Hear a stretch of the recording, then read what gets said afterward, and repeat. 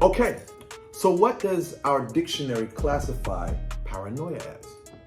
An unjustified suspicion and mistrust of people or their actions. Now, in spirituality, there's a thing called Clairsentience. And usually, when people have these paranoid delusions, what they usually say is that they have a feeling that something's not right. Depending on their level of spiritual development, this can sound irrational, or it can sound of something of reason. Now, let me explain. I'm going to give you some examples before I move forward. A couple of years ago, I would say probably 20-something years ago, there was a female that I was involved with, right? And one night I had this feeling of dread that came over me. I knew something bad was going to happen because previously that had happened to me and I saw certain things transpire. Now, according to spirituality, this can be considered a premonition, but the faculty that's being used would be considered a clairsentient faculty.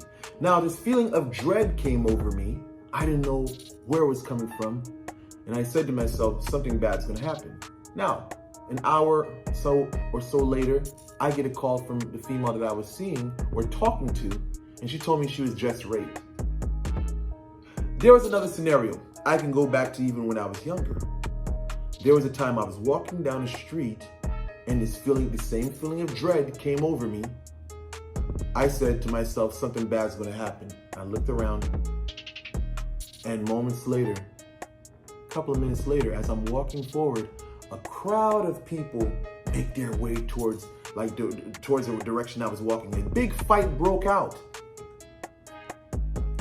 Now, the reality behind this, when this fight broke out, to a spiritual person, for me to have that perception, that would be considered clairsentience because I felt something was about to happen. I didn't have a rational or reasoning for it or justified reasoning for it, but I felt something was going to happen and something actually did happen. Now, this falls into the category of paranoia. What is paranoia? It's an unjustified feeling about or mistrust of someone or something. I'm going to give you another story. I remember when I used to delve into illegal activities, there was someone that I was, doing business with. Now, I stepped away for a minute. I had bad feelings about them. Lo and behold, as they went to the bathroom to do what they needed to do, they came out and they ran off on me. We was doing an illegal transaction. Now again, they didn't give me any rational signs that they were about to do anything. It was a feeling of dread that came over me, and I knew to be on guard. This person actually ran out on me, basically took the money and ran.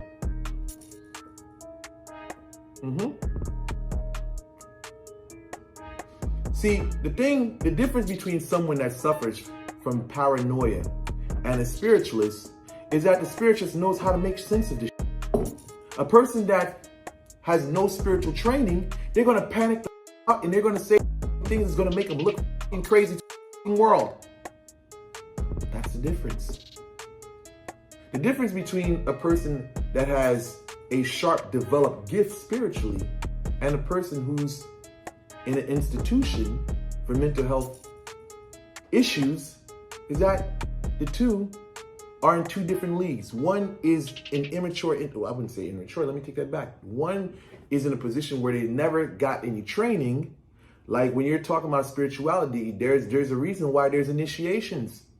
Whether it's Palo Mayombe, whether it's, Voodoo, you know what I'm saying? Whatever, Santeria, Leukemia, Ifa.